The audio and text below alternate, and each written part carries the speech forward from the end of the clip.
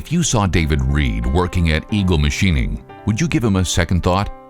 I mean, seriously, he's a guy working in a machine shop just like everyone else.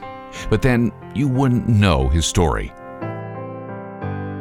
In 1966, parents of children with intellectual disabilities had few choices. A child could stay at home or be sent to a state-run institution. Living conditions at most state institutions were horrific and below most state prisons conditions. When David Reed was born, he was diagnosed with Asperger's syndrome. During that time, very little was known about Asperger's syndrome.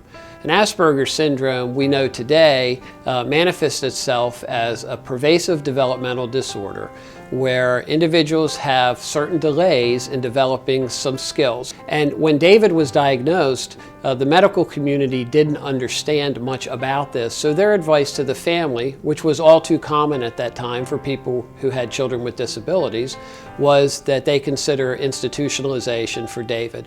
And we're just very fortunate, as is David, that his family chose other options. David's parents decided to keep him at home. Both Mr. and Mrs. Reed were teachers who shared a comprehensive understanding of their son's needs and his talents.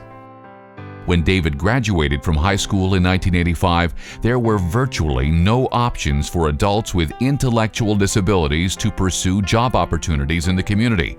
So for the next 20 years, David continued to live with his parents. In 2004, David's father died. Just 2 years later, tragedy struck again with the sudden death of his mother. David's brother Jonathan and his wife Melody said there was never any question David would eventually live with them, but the new environment with young children was challenging.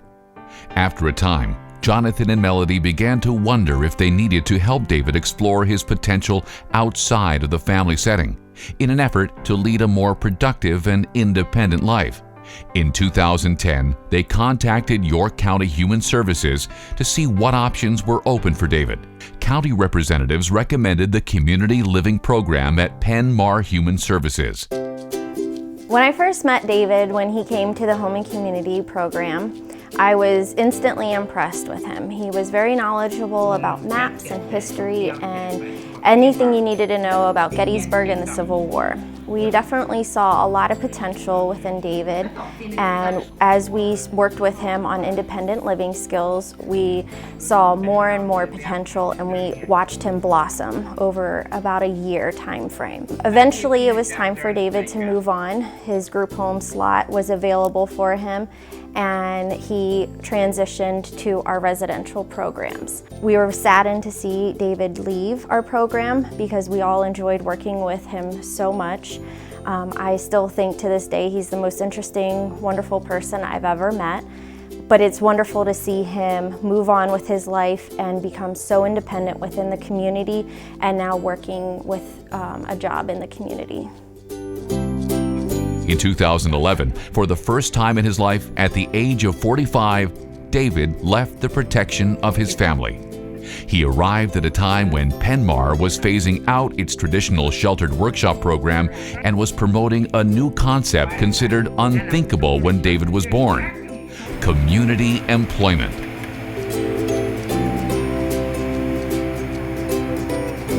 Community employment at Penn is about finding meaningful employment for each individual who wants to work. Through a career discovery process, we get to learn our job seekers, their skills, their interests, and their natural talents, as well as what types of environments they would do well in. We then meet with area employers to learn about their specific business needs, resulting in a successful employment match. My first contact with Eagle Machinery was just a cold call. I was there to introduce myself. I was there to tell them about Penn and about our community-based employment program. The second time I met with Dave Ritchie at Eagle Machinery, he was very kind and he gave me a tour of his shop.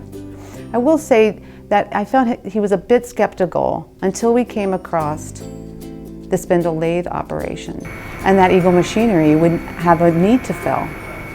Dave Ritchie also explained to me the skills that were required to do that job. She also did a work experience that finalized and confirmed for me that I knew that David Reed was right for the job. Well, when Trish first contacted me about having a position for someone from Penn, I thought, well, you know, this is not going to work because this is a dangerous environment and you can get hurt if you don't know what you're doing.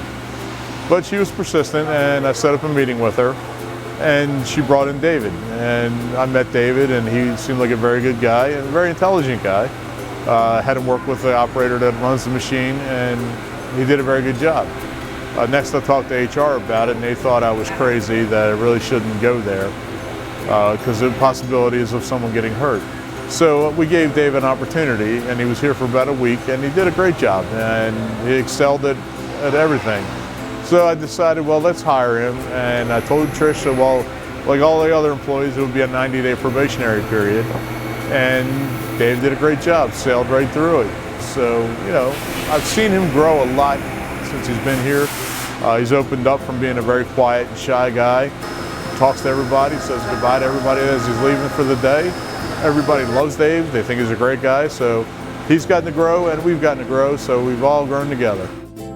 If you saw David Reed working at Eagle Machining, would you give him a second thought? He's a guy working in a machine shop like everyone else, but now you know his story. Bye, everybody. See you tomorrow. Bye, Dave.